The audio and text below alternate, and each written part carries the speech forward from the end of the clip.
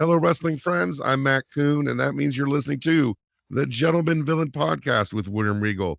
Without any further ado, here is your lordship, Sir Hello. William Regal. How are you doing today, sir? Oh, look at me. I'm all giddy with excitement. Well, you should. Wonderful. I'm doing great. Thank you. Everything's good. Really We nice. definitely should be. This past week, we saw your friend. I don't know what your role is with Blackpool Combat Club. What do you? You're not a manager. What is your? Are you a manager? Like, what is your exact We're title? just all equal, and we all offer advice. And just because I've been around the longest, we all sit and talk about how we can make this the best thing we can do. And also, I've usually seen, because of time, I've been around and know a lot about people, and I bring ideas. And again, we've talked about this. We want to hopefully make a young group of wrestlers, ladies and gentlemen, realize that there's you know you need to keep working towards being a really good pro. And I bring that, and then I get to just be William Regal on commentary or whatever. But as far as what we really do is we all talk about ideas of how to better in our own different ways as well. One thing that it's funny because Claudio said this to me the other day, and I'm the one person they all ask, is there anything? And I keep their wrestling honest. Because sometimes when you're in there, we've talked about pins and different things. There's not one thing of mine that I can watch and I can't go, why did I do that? Why didn't I do that? Right. Well, they know and they trust me to, when they come out, you should have done that. I'm not going to point it out on camera. I'm sorry, I'm not going to point it out on commentary. But if there anything, well, what about this idea? What about that? Because everybody else is doing that, and I've got so many different things to think about. So many things I can think from, and let's change that. And I'll say why, because everybody else is doing that, and let's try and set a trend for younger wrestlers that if they see you do it, you can start doing that. And just a lot of ideas of trying to put, and like I say, everybody does a different way of doing their stuff.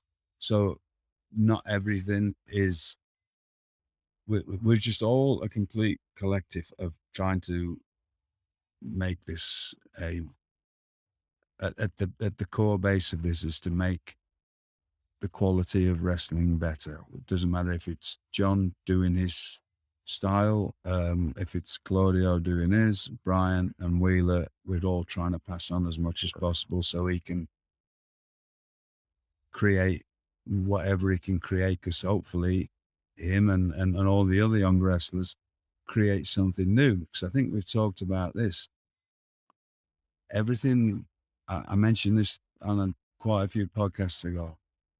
We can all kid ourselves, but I still think that everything peaked at Takeover Portland as far as the style. Right.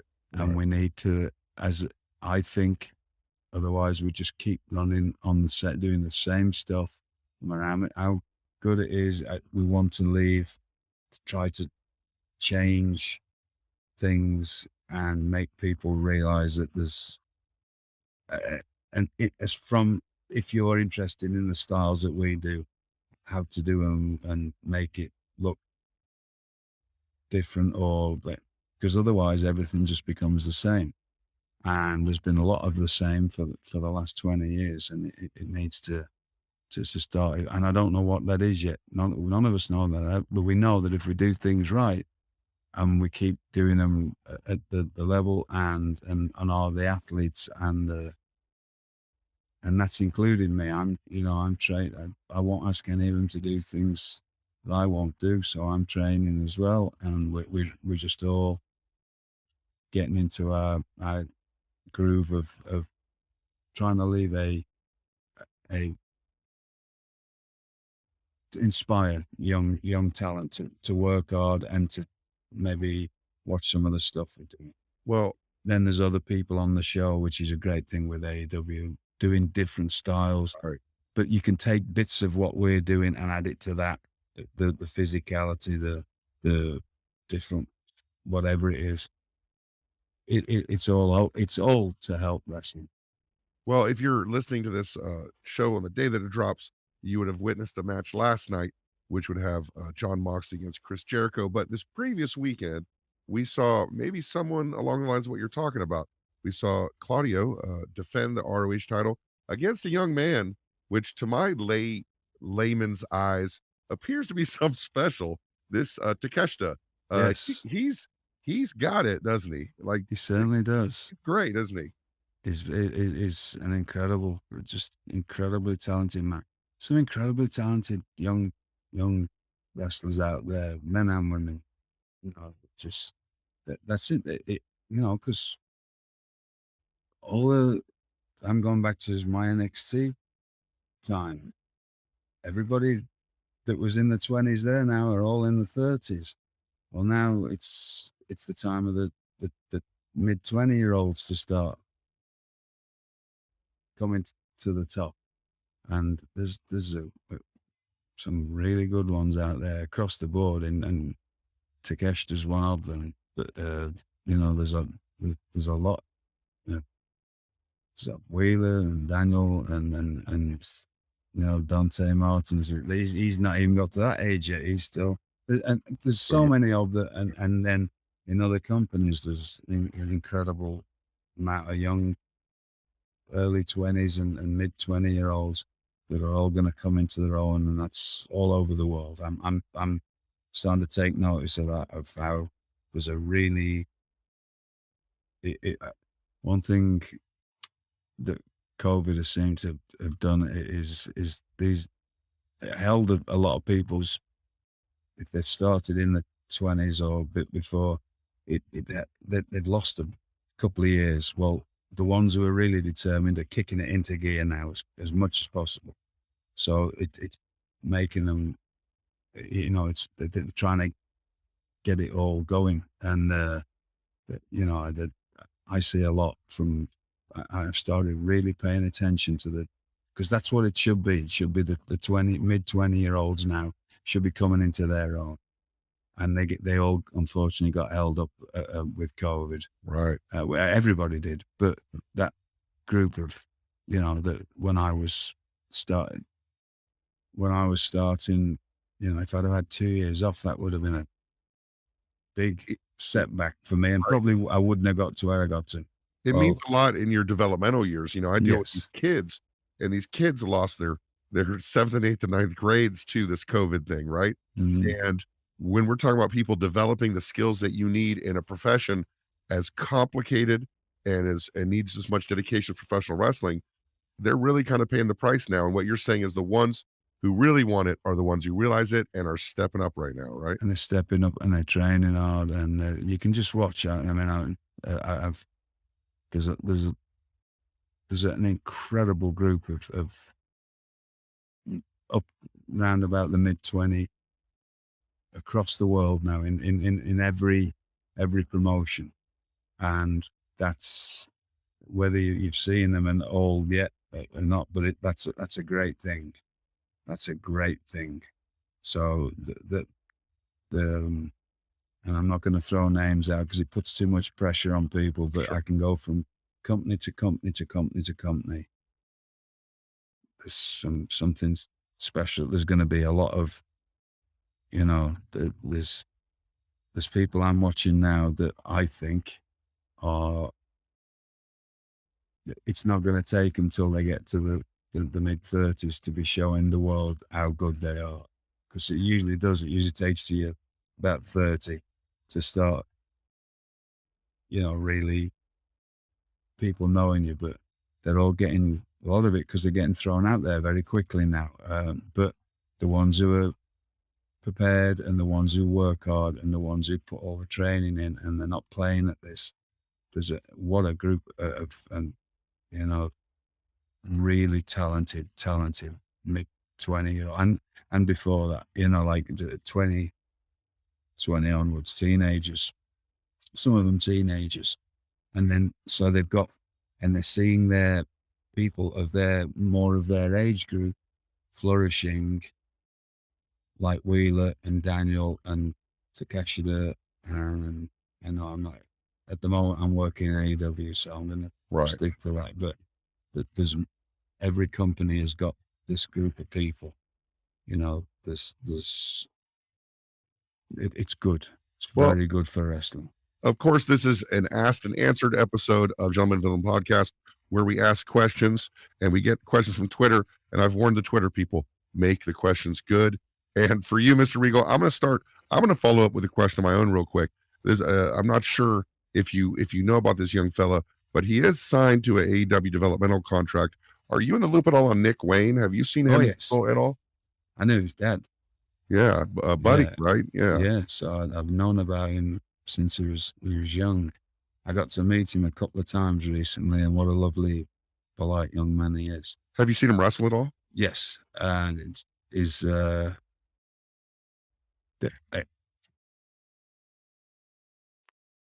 let's just leave this where it stays now. Sure. I don't like putting people out. I've done so much, whatever I've done, and because of the job I used to be in, people. One of the first questions people ask me, who's going to be the next big thing? I'm not going to put, I just say, don't ask me, or I'm not telling you who I think, because I don't want to put pressure on them. Right. I've seen too many people put too much pressure on these young lads and young ladies to get too good too quickly, and it can have a detriment to them. I just let them develop. Don't be you want to go scream from the rooftops about people, but he's 16. Let him develop, because he's incredibly good now. But just let him do his thing. You don't want to ram people too quickly with stuff, because it usually comes back to get you. Yeah. In some form or another, because there comes a point, if everybody's telling you how great you are, or everybody's the pressure gets on, because all of a sudden you expect it too much of. And I know everybody wants instant gratification now, but it's too much pressure to keep putting on young children, not children, but teenagers and people in their early 20s. By the time you get to about 25 or 26, yes, you can handle it. But when you start doing it from that age, it's that child star thing, isn't it? And it can backfire. So, incredibly talented young man with a good head on his shoulders, good people around him as well. That's a great. He's got a great support system of people around him. Hopefully not the wrong, but the people I know around him are good people. So it's just gonna get better and better. Thing is, I know a lot more than a lot of people think, because I don't go around blabbing my mouth. But I've seen it time and time again, when you put too much pressure on somebody when they're young, and it doesn't work out, or they end up going, and I'm proof of that. It wasn't pressure to me. It's just that I got to 26, and then I started looking for something that wasn't there. Right. I don't want that to happen to any of these younger people. They need to just keep doing what they're doing and keep getting better. And it's because I don't want them to lose precious time of their lives, or end up in a bad way like I did for a few years, because that's all it was. I was just looking for something that wasn't there, because I basically achieved everything I wanted at 20 something, because I was never I understood my role as a pro. It wasn't about that. People taught me, this is your job, do your job. And so, but once you've done it, and you've okay, I've come to America, I've done this, I've been on just pay-per-views, and I've wrestled Sting and Ric Flair and Ricky Steamers, and it's like, then I went looking for something that wasn't there, which is you hear it in music, you hear it Sure. in child acts. Just, yes, go out and watch them, but don't put too much pressure on these people because, and anybody who does, shame on you, right? Because it all adds up to these people. Don't put too much pressure on these young talent. Let them develop. And if there's enough people around, the right people, they will develop properly. And you're still going to have, it's all everybody, because we're all human and we all have problems. But it's other people that start thinking, oh, yeah, just jumping on the bandwagon and trying to force them to, or putting pressure on them to be too good. Right. When, how can you, it doesn't matter how good you are, you're 16 or you're 20 or you're 22. And it doesn't usually, at some point, something isn't right. Right. It's, you've just got to let them develop slowly. That's some I'm never going to say advice. this again on this podcast, but that's what enough people know I don't like, but my lad has decided to do this. It's waiting till very recently. Very few people know who's my lad. And now he's 25 and he is what he is. But he went through it very differently than everybody else, because I could tell him the way that, and he doesn't, you know what I mean? And try, just never mention it, because he wanted to earn his own, not only earn his own way, but he wasn't getting pressure put on him, because not everybody is instantly good at 60 or when they first start. Sure. He slowly learned, and now he's got to a place where he's doing good, but he's still in a smaller thing, doing his thing, because he wants to get better before he really gets Right. seeing. But he's got me to and has had to live through some of my problems and seen it all. And I'm honest with him and tell him, and it's a bad thing when people start piling on all this pressure on him. Nick's doing great. Let him do great and let him keep going, and don't ruin him. I'm gonna let that one sit for a second. Don't ruin him. And any young kids who are doing anything like this, I mean, that's such great advice. We're gonna get right to the Twitter questions, and we're gonna talk about another young man. Excuse me. Little Sure. The water. Yeah. Water, salt, magnesium, and potassium. Actually, There you go. I don't mess about, man. He's going all the way, folks. So today, we have a question from Dan on Twitter. Dan, he's got a million numbers after his name, so we'll just say Dan. He says, "Wouldn't Lionheart Chris Jericho fit in pretty good with the Blackpool Combat Club?" Hypothetically, the original Lionheart Chris Jericho, the one that people, I guess, if you're listening to this today, on Thursday, you saw him wrestle last night against Moxley. How would he fit in with Blackpool Combat Club? Well, he wouldn't, because I never liked him.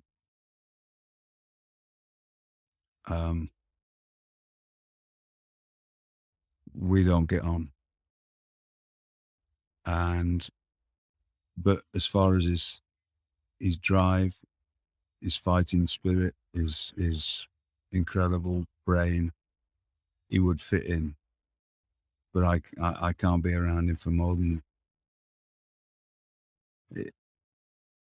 Chris and Darren get on very well. William Regal and Chris Jericho don't. And I know that's a strange thing to say, but it's true. We don't get on with each other. But we get on with each other when we're not in wrestling, and we just talk in music and whatever else. We don't, it's not a play out thing with me and him. We've never liked each other. We never liked each other as when we're in the wrestling.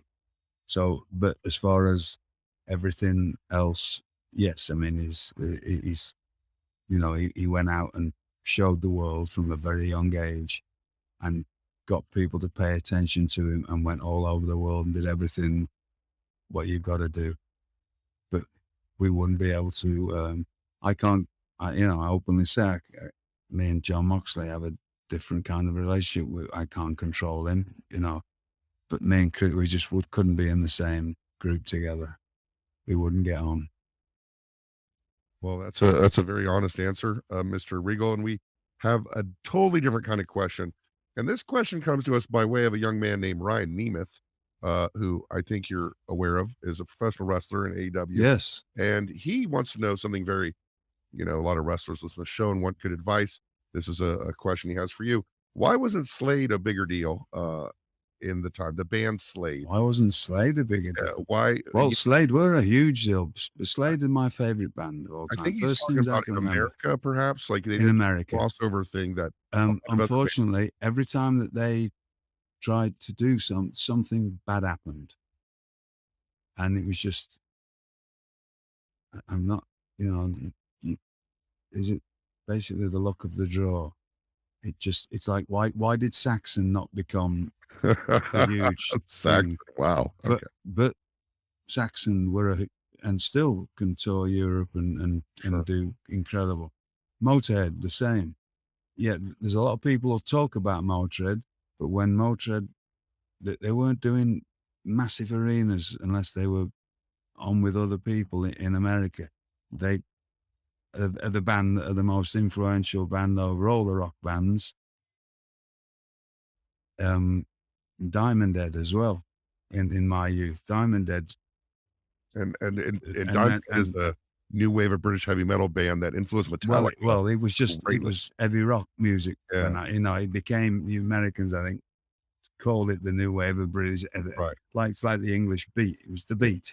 To us, it was just what was, right. And I was going on at that time.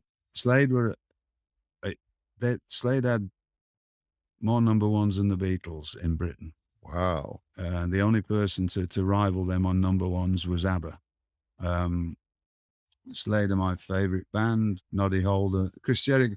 Again, back to Chris Jericho. Me and Chris Jericho, Chris and Darren get on very well. I call Chris Jericho Noddy because when I first met him, he had big mutton chops and he looks like Noddy Holder, the singer of Quite Right. Why didn't they get? It just didn't work out for them. But Kiss own up to the fact that they stole from Slade. Quiet Riot had couple of hits that were Slade songs. Slade were a huge thing in the 70s. They tried to break America in the late, about 77. They were spent a couple of years in. It just didn't work out. They finally broke America in the mid-80s. The early 80s, about 84. And every time they came over here and they were trying to break, it just, something happened. And finally, when they did break and they got a big hit with Run, Run Away, which was a big deal, and it would have, that basically broke them. Jimmy Lee, the bass player and fiddle player, because there's certain songs in theirs, he'd play a fiddle on there, which sounds odd for a rock band, but he did. And he got hepatitis, and they all went back home, and they ended up going their separate ways after a 20-year incredible career. But they are if you haven't heard them, go and listen to, download Slade's greatest hits, because there's some incredible music on there. There's my favorite song, which about sums up every performer's life, called Far, Far Away. There's some incredible rock songs. They were a part of the glam rock scene in England. And they were a huge influence on a lot of rock acts. So just unfortunate timing and different problems that happened when they were a huge thing all over the world. They had number ones in Australia. At one point in Australia, they had in the regular pop charts, they had number 1, number 2, and number 3 in one. That's very Beatle-like as well. Yes. So it just didn't work out for them. But they were a huge influential band. We have another question from Twitter. Apologies to Mr. Human, who actually asked the previous question on Chris Jericho. This question is by Dan with a bunch of numbers. And his question is, what are your memories of, what did you think of your small little feud you had with Killer Kross in NXT? Of course, Yeah. Mr. Cross, who is great, just reappeared on SmackDown recently and is back in the news. But you had a little thing with him on NXT. Yes, fantastic. What just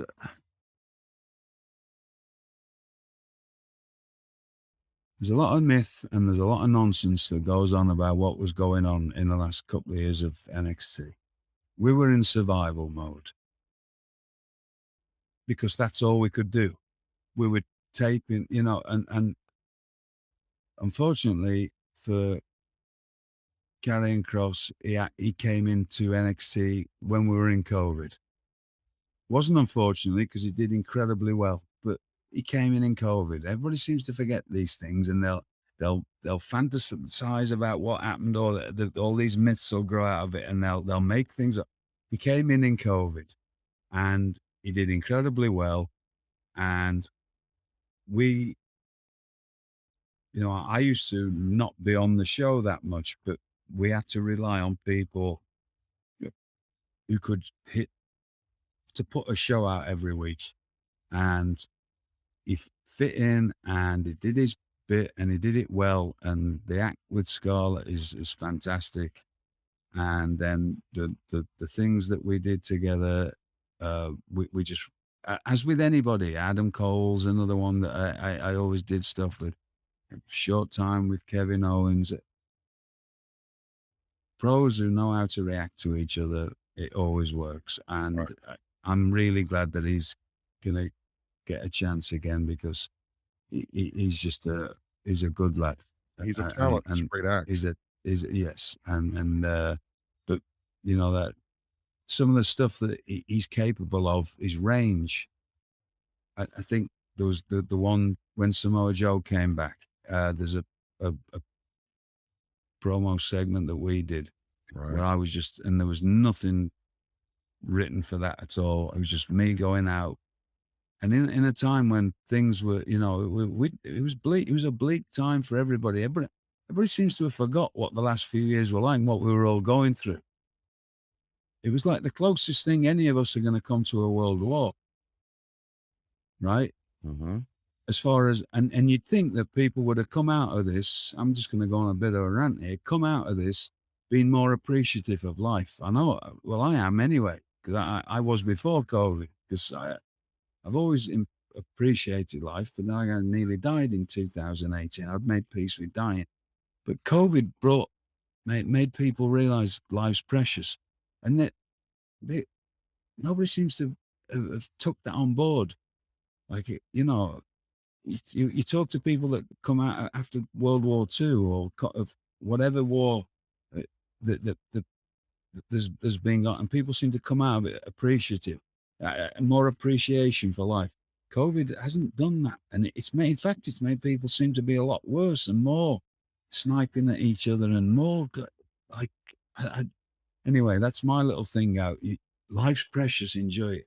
But we were down there and we were doing that, and we did. I went out there and I just did my thing, and Kevin Cannon came out and did his thing, and it worked. So it was a great thing, and I'm really, really happy that he's getting to do his thing again, because that lad's just a top rate lad, and Scarlett's a lovely lady. He's a good lad. Yeah, and the presentation NXT of him was fantastic. Fantastic, and again in COVID though. Yeah. Right. That whole like Titantron deal and their entrance, Yeah. the whole deal, it was amazing. But like you said, it's sometimes no fans, sometimes a few fans. And at the very least, he did not get the full chance that a lot of other people do to do his thing in front of an audience. No, like everybody else that we were using in COVID had come before, and so had been used to doing takeovers with crowds, and so he came in at the end of if I'm remembering rightly, right at the end of the first, was it the first um COVID I think so. takeover? Right. So imagine if you'd have had the crowd and Right. if we'd have been in front of an audience, and everybody's got their sometimes this silly way of looking at it. And I hear things and I'm going, do you realize what that is to do that and to be able to not only portray what you've got to portray, but portray it with in a in an empty building with no audience feedback and nothing. It's he did an incredible job. Absolutely. Absolutely. So the next question, this is one of those questions that either could go nowhere or you might have a lot to say about it. But I'm going to ask it anyway. Um, we had the Lethal Moose on Twitter asked this question. There's a match you had with the Big Show where you pulled out some brass knucks, hit Yes, the Big Show, you bounced against the ropes and fell on top of fell you on for me. the pin. Yeah, What do you remember about kind of that match and if you remember anything about the creation of that idea? I don't know, and I just remember the only it's not like I remember it. So much of the stuff. Something popped up the other day. Like I've told you, I just go on Twitter to look at a few GIF things or my lizard. Um, there's a couple of lizard people and old British music hall stuff, right? But that clip showed up recently it was a few months ago of me doing that to him, and all I know is we did it. I'm giving it my all, but and I sometimes, well, I don't like praise or anything, but I do go, whatever it is, at the end of the day, nobody can ever say I wasn't. I didn't give it me all on being a performer when I was given the chance. And so anything that if you see something like that and you see me doing that, and Big Show he's an incredible performer, he is and has been. In many ways, and we all know, over the years of what he can do and his comedy range. Yeah. We've done some great things together. But he played his prop. The only thing that what I do remember, because he was completely out on top of, like, when I say out, he was just laying on me with all his weight, and there wasn't a lot he could do. And I'm frog kicking to just keep going. I was starting to panic a bit because I was Really? like he was. There was a bit of his. I don't really know what bit of it, whether it was a bit of the bit of the crease of his.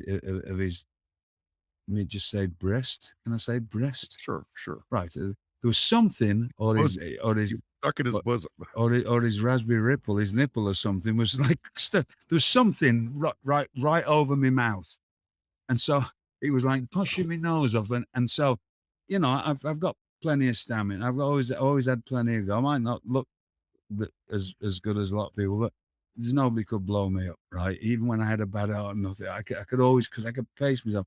But I'm frog kicking. Well, I've got a chunk of him sort of right in my Smothering you mouth, to death, but just right in smothering my you. mouth, right? You know what I mean? Like he says, and then, and I'm just starting to. Do you ever get that thing at school? They used to call it a pylon when I was at school. Yeah, When like somebody a went dog down and pile, then we call it, everybody, yeah. what do you call it? We call it a dog pile. Dog pile. Okay, we just like a thing. Oh, pylon, and everybody. Well, I've had that when I was a kid a few times, and the panic sets in. I get a bit. I don't know if Right. it's claustrophobia or whatever it is, but I remember I was just like, thank God he's got off me, because it was getting to that point. I was kicking, but then I started kicking for, like, I was like, oh Christ, and you can't pick it, you know what I mean? Yeah, but no way you can get him off. He was just dead, and he was doing his job. He was doing a great job. So that was a lot of fun. There's so many of those things those little things. There's just so many little things that I did that were just, I was fortunate to be given. And then that's it. It's not me. It is me for that I made the most of them. But the WWE gave me and now in AEW, they're giving me so much to just go out and entertain people.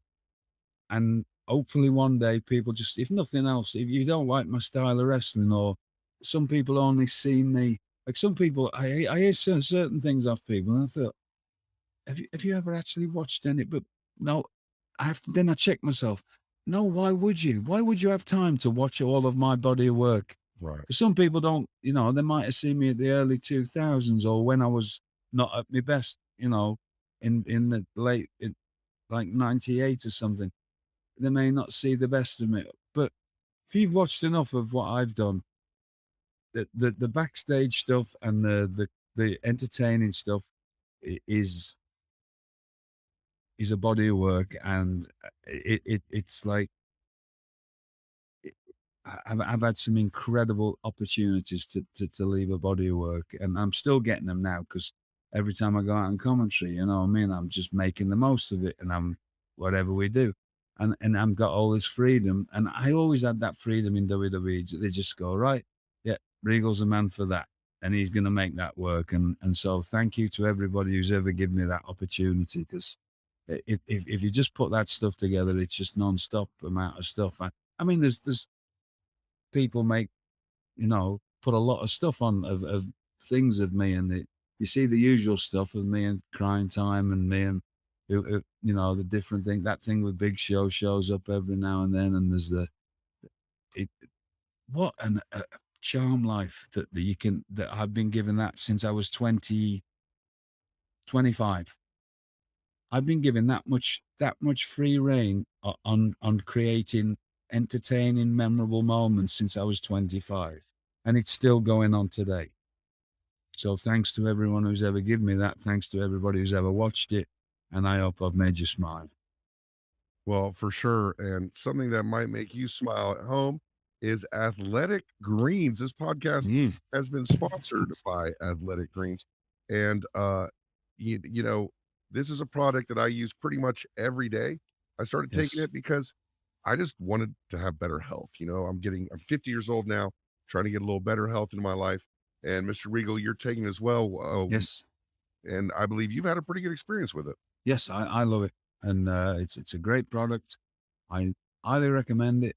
Saves a lot of messing about with a lot of different things, taking too much of everything. It's not like your typical green drink. It's a bit to get down. It's far from that, and it's the highest of qualities. I mean, I've really looked into this, and they've gone out of their way to make an exceptional product. And as So, Mr. Regal has said before, and by the way, it's about time you sent me some more. yeah, Bless you. Look, darling, what a, darling, send me some more Athletic yes, Greens please, dears.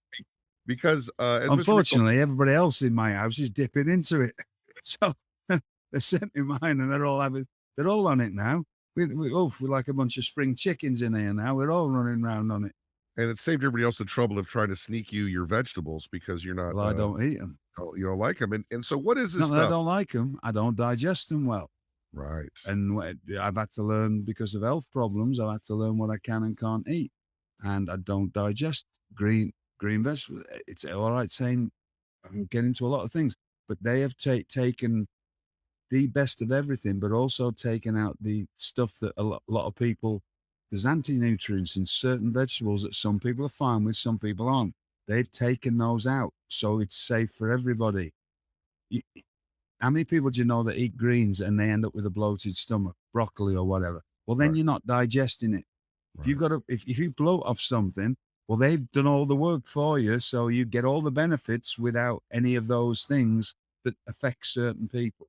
So And, it's an incredible product. and it's not only that; it's got 75 high quality vitamins, Yeah. minerals, whole food source ingredients, probiotics, Yep. and adaptogens to help you start your day right. It's lifestyle friendly, whether you Yes, it eat is. keto, paleo, vegan, dairy free, or gluten free, and it costs Or you less. pretty much carnivore like me. And that's gonna, oh dear, I'm gonna set the vegans off, but I'm because I found I had food at tests and whatever else I had to for my health, Right. and I work best off a pretty much. I have a little bit of fruit, certain types of fruit. It's not a full carnivore diet, but mostly, and then the athletic greens adds perfectly to it. It costs about $3 a day, and you're investing in your health, and it's cheaper than your cold brew habit for sure. Right. Ath- And, Athletic or Greens, going to and spending a load of money on a coffee that you can probably have and sticking a load of sweeteners and rubbish in it that's going to cost you more than that, and not do anything for it. Not the coffee. The coffee's the good stuff. It's all the other rubbish they put in it. Sorry if that stops me getting a thing from a coffee company, but you're far better off spending $3 a day or less on Athletic Greens and getting actual life inside you than you can just drink coffee. You haven't got to throw away loads of money on all this extra nonsense. So I'm Absolutely. telling you, this is a great product. And Athletic Greens not only And has the again, send me testimony, some more, please, fellas. send us some Thanks. more. Uh, Actually, I would buy it. I'd buy it. I would quite happily buy this product because I'd heard about this before we ever did this, and people were telling me this is people who I'm around a lot of athletes, and they all talk about this stuff, and so I just hadn't got round to it, and then fortunately this wonderful company decided to sponsor this show, and so I got mine, and I get why now. I get why, and I get why they take it, and they swear by it, and I get why, because it's great. well, Yeah. right now it's time to reclaim your health and arm your immune system with convenient daily nutrition. It's just one scoop in a cup of water every day. That's it. No need for a million different pills and supplements to look out for your health. To make it easy, Athletic Greens is going to give you a free 1 year supply of immune supporting vitamin D and 5 free travel packs with your first purchase. And All can you I have to do just is say with the vitamin, the vitamin, as I say, vitamin D and theirs is plus K, which you need. See, they've done all the work for you. You need vitamin K to digest vitamin D properly and to absorb it, and they've done all that for you. And this is a company that thinks about what this is not just some slapdash. This is a great company. I'm big fans. And all you have to do to join Mr. Regal is to visit athleticgreens.com/regal. Again, that is athleticgreens.com/regal to take ownership over your health and pick up the ultimate daily nutritional insurance. Mr. Regal, Right, one thing, Matt. sure. How long have we been doing this now? About a couple months, 10 weeks. Yeah. Yeah. Have you noticed? Like I've lived a lot of life, and I don't deny the fact that when I was younger, I caned it. Right? If you don't know what caned it means I lived a lot of life, and I was out a lot, and I did a lot of things that you shouldn't do. Look at me. Look at my complexion. It's fantastic. It's And like a baby's beautiful, bottom. man. Yeah. Look at me. Yeah. So let's add a little thank you more to the way I eat and to Athletic Greens. I'm going to give them that. I wish they could just take a few more of these wrinkles out, but that will come with time, I'm hoping. Well, Because of my cherubic face. Look.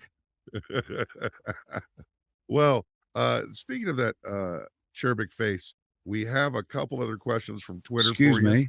Sure. Keep talking. It's just I'm sorry. I'm just after. Well, we had a couple I've questions. got a broken nose and I have to keep just clearing it. That's part of the. It's a wrestling game, Part of the job, and one job that you had that a couple people had questions about.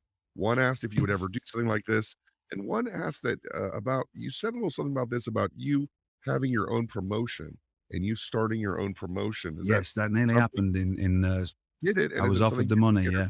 Again. In 1992.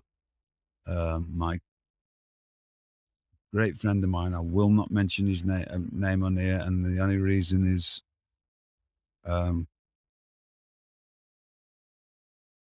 not sure where that money would have come from. Well, it is the wrestling business, Well, he wasn't nothing to do with the wrestling business. He was just, he's a very close friend of mine. I'll leave his name out of this, but he came to a show with me, and he, this is how close we are. He didn't need to do this. I was going to leave.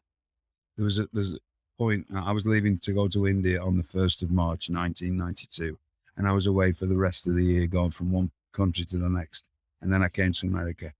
My car had broke down, and I've been friends with this gentleman for since I was 18. we met in the gym, and he was a big time businessman, and he didn't, I didn't know it was who he was at first, and we just became friends, and we've stayed friends, and he's one of my great friends, and he's done so much for me, whether he knows it or not, in many ways. But there was a time when I didn't have a car, and he was, and he's got all kinds going on. He had nightclubs and all kinds of stuff going on, and a big building firm and all kinds of stuff. And he was picking me up at my house and taking me to shows. And he took me to a show, and he was in Oldham. It was a double. I was doing the last night I was in England before it was so, unless it was a leap year, it was the 28th of February, 1992. He took me to a double, and it was Oldham first, which is just on the outskirts of Manchester, and then Bolton on the other side of Manchester. So I did a double out for both for All Star Promotions, and he watched the show, and he said, because business for All Star Promotions was on fire in '92, mostly because of Dave Taylor and Fit Finlay wrestling each other. But he asked me, Darren, can I ask you something? He sat and watched the show. He said that was an incredible show, because there's still all the best talent at the time in England, right? Like I was never a big anything in England, but I left the year after Finlay moved to Germany. There was a lot of things that went on from then onwards, and it went completely different. He said, can I ask you, who runs this? And I pointed at the fellow that run it, and I don't want to say his name because I feel bad because he don't know this. And he said, is he a bit of a divvy? Meaning a bit of a not right in the head. And I said, he said, well, this show's incredible, but there's not even somebody selling popcorn. There's nobody selling T-shirts, because he's got a business brain. And he said, you've told me that you don't make that much money unless you go overseas. Why aren't you making that much money? So his business brain's going. And he said, do you think you could run this? He said, what about all these buildings? I said, well, you could easily get a lot of this. This is a weird thing, because I'm having to, this story gets back to Brian Dixon. But he was all about Brian. He was like, we can just, he said, I can get you the money. Don't you worry. Because my whole thing, I always wanted a safe, or as safe as it can be, decent place for British wrestlers to work. Right.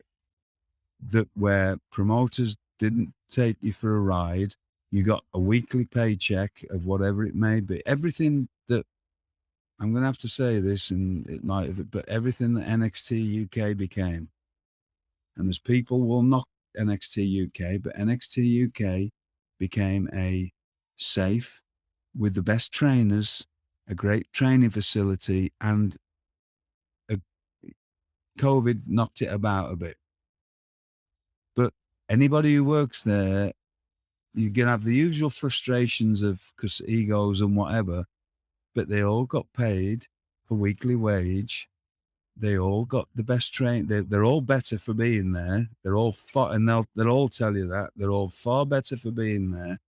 And we created some magic there in some of those specials we did. That was, I had the offer to do that. I always imagine that. And for anybody, I know this is going off topic, but anybody because there's also, I know there's myths out there about this, how NXT UK started. I'm telling you, whether you want to believe me or not, I'm telling you the truth, and I'm telling you the truth on the lives of my children. And if anybody knows me well enough, that they know that this is what it is. NXT UK was formed in the mind of Triple H 10 years ago.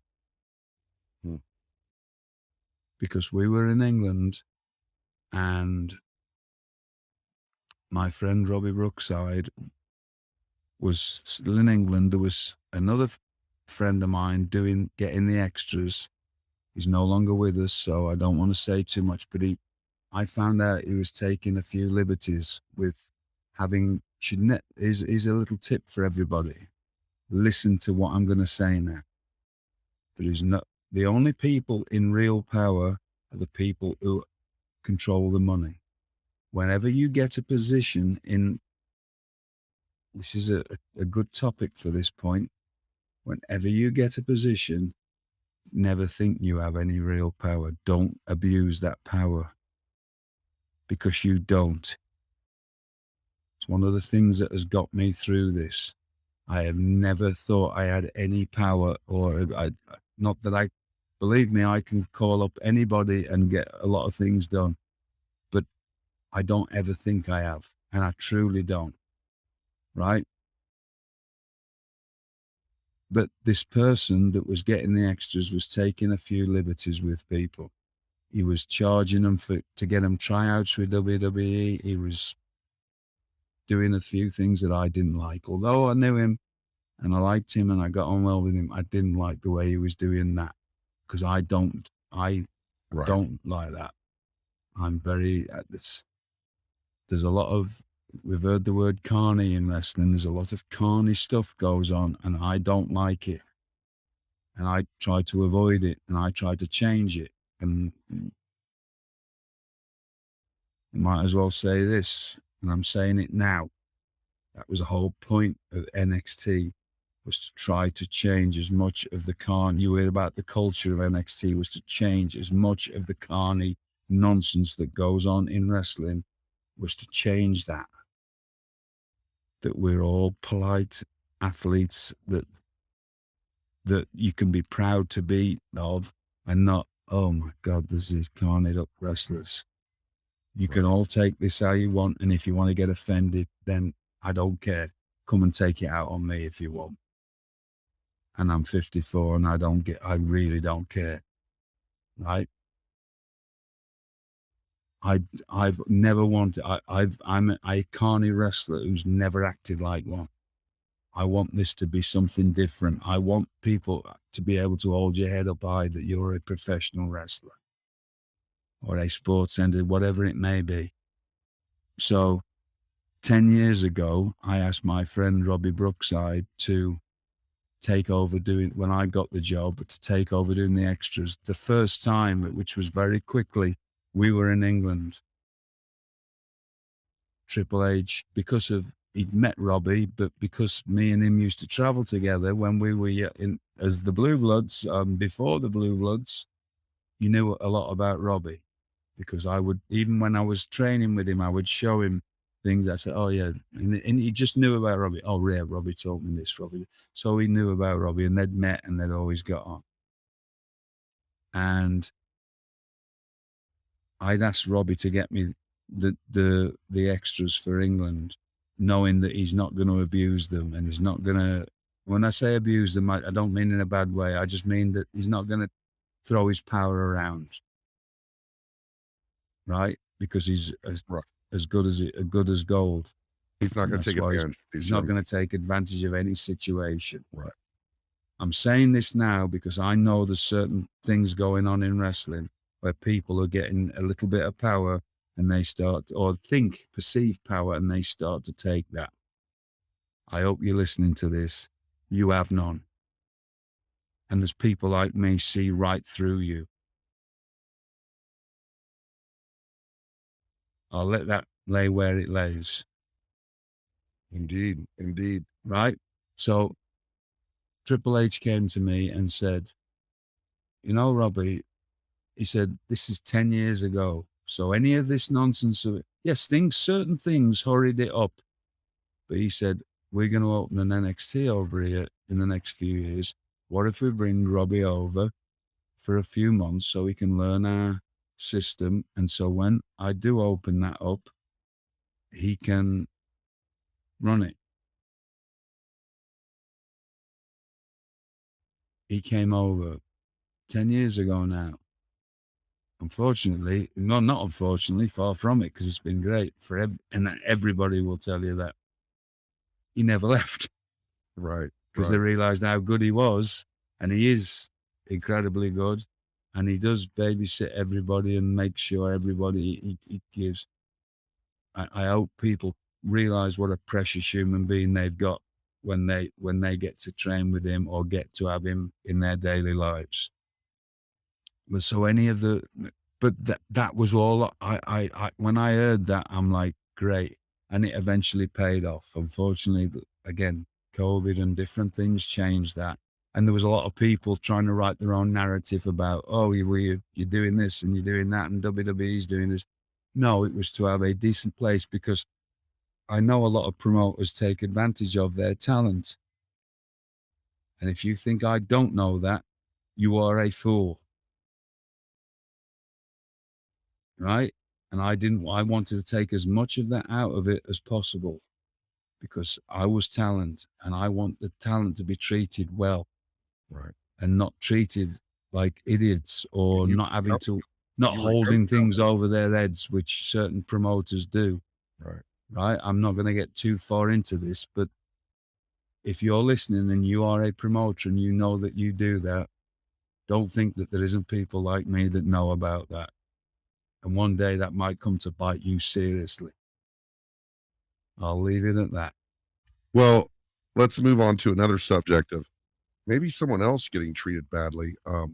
This question came to us from Dave on Twitter, who said, well, he knows that Mr. Regal doesn't like to deal in negativity on the podcast, but there's a question that needs to be asked. Apparently, there's a story about you and maybe one Texas rattlesnake leaving a Mick Foley on a beach of some type.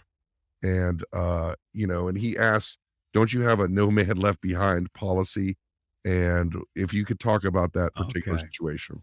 Right. So I've written about this in my book. Mick wrote about it. This is nearly 30 years ago. We had gone to the Bahamas to wrestle a show for WCW. It's the only time that I can remember wrestling Mick Foley. But it was expensive, really expensive to stay there where we were. And so we had a day off the next day, and we flew back instead of staying in the Bahamas, we flew back, because the next day we were in Fort Lauderdale, I believe. And I've always been one of having my own room and a decent bed. There's the saving money, and then there's not being smart as far as not having a bit of peace of mind and a decent mattress. Right? But whatever floats your boat. So there's three of us staying in this really not too high quality. In fact, the kind of place that you wipe your feet on the way out, right? It's got a pig on the counter on the reception as an air freshener kind of a place, right? On the way out. Right? Right. So we're staying in this, right? We come back early, the day early. We get a flight in the day early, and we've got the day off on the beach, right across. And we go walking across onto the beach. Now, Steve Austin didn't look like Stone Cold at the time. He had long blonde hair, and I'm me, and I've got shorts on, and then there's Mick. There's Cactus, as I still call him. And we walk out there, and I come from a different world. Blackpool is a entertaining world of all kinds of people. Entertainers, or certainly was in that, and it still is, but in the 80s, entertainers, theatrical people, circus people, a lot of drag queens, there's like a huge drag community there, a big gay community there. I get on with everybody. I have no phobics or isms of any kind. Sure. And most people don't. that I've met, and they certainly don't, either of them. But they absolutely don't, and I'm just saying that that needs to be heard. They absolutely don't. But if you're not used to being around that, and all of a sudden, what we did, we walked on the beach, and I'm looking around, and I figured it out straight away. I just hadn't told them because I just find I'm quite comfortable with it. Don't bother me. It's all fellas. It's a gay beach. And they're all in thongs and they're all oiling each other up, which is fine by me. Good for you. You know, I've realized a long time ago, the only reason I'm not gay is because I'd hate to be turned down by fellas as well as women. Right? I mean, it doesn't bother me. It just doesn't bother me in the slightest. I've But got it's still no, a funny thing when right. they don't know what's But going they on. don't know. Right. You know, there's being okay with it, but then all of a sudden they're thinking they're strutting around as men do, just like, you know, especially Steve and well, I'm actually just waiting. This isn't. I don't know if I've ever told this, but I figured it out straight away. I'm not just saying that. I figured it out. This is a gay beach, so all of a sudden they're noticing it's all fellas, right? Right. And so very quickly, instead of me and Steve walking next to each other, Mick puts in the middle of us, like because Steve's like, oh no, like nothing wrong with that, but we just don't want to look like a couple. Whereas I couldn't have cared less. I'd have grabbed his hand if I'd have known that would have bothered him, because I'm just like that. I don't But care. they're in such Right? a state that putting Mick Foley in the middle of you two seemed like the best Seem like the thing. option at the Right. time. So we're walking about now. It comes from. This is awful. Again, no phobics, no isms of any kind. But come from a different time where, and it was quite okay to say certain things that you wouldn't say now. And I learned, you know, once, but being around the people I was with and being around and around a lot of my, you know, people I know are gay, and just certain terms were just what street people, you know, or us used. Well, the term that Mick Foley puts in his book, I've only ever heard it one time. And it's out of a movie called No Surrender, which is a fantastic movie. And it's used in that. And I found it so preposterous that it became part. I still say lines out of that movie. Me and Robbie Brookside still quote lines out of this movie. It's an incredible film. I don't know if American people would get it. If you're British, you would get it, or you would if you know a little bit of history. It's set in Liverpool on New Year's Eve night. There's a new manager for a club, and when he gets there, because of the different religious beliefs, Liverpool is a country, is a place of Protestants and Catholics, which have just been fighting through the ages. And the club owner, who was supposedly left as this new club owner starting, and the on his way out, he thinks he's messing with the people who own it, and he has booked in a group of old seniors, as you call them, old age pensioners, as we call them, a group of Catholics and Protestants, and chaos ensues. Let's put it that way. Right. One of the right, and there's a fella in there who is still a DJ in Liverpool, Pete Price. Pete Price ends up as the compere, and Pete Price is openly gay. And Pete Price plays basically a version of himself, because he was a club comedian and flamboyantly open about being gay in the 60s and 70s, and never cared, and still, you know, that's his thing. And we all know Pete, and you know, that he's just Pete's somebody that all the wrestlers knew, and you know, but Pete's playing basically a caricature of himself in this movie as the club compere.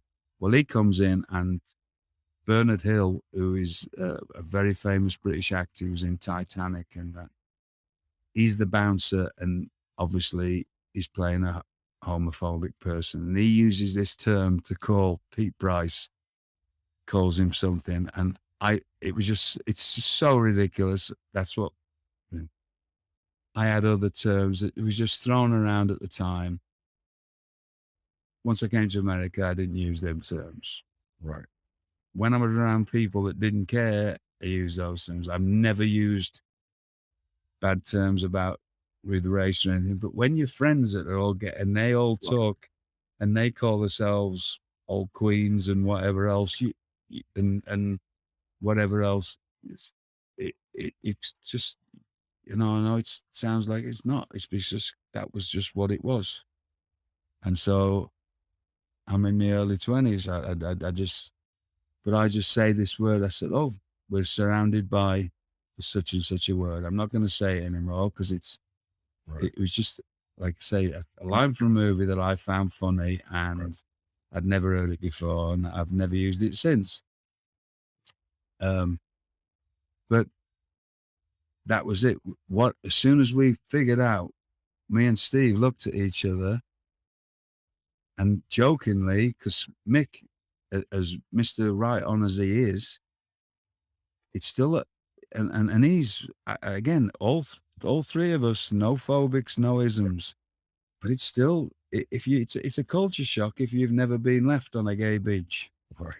In the Bahamas. Well, he decided we're not leaving. We're not like in any kind. I'm enjoying it because I'm finding it funny that they're a bit uncomfortable. Right. But Mick goes out into the sea. Now Mick is, you know, he's different shaped. Let's put it that way. And he has this incredible thing where he just floats on the water. He just walks out, lies down, and just floats like he's on an airbed. Right. And I'm watching it, and I'm going, that's unbelievable. I don't know how he does it. Right. He hasn't quite figured out the situation. Well, Steve Austin has now, and he's like laughing at me because our hotel is across the street, so we can go and stand in our hotel on where the pool is and still see him. Right. So I've run back. We've gone, oh, let's leave him there, because now he's got to get out the water, right, and have and probably 100 fellas that are all wearing thongs and oiled up. He's got to walk through them all. Right.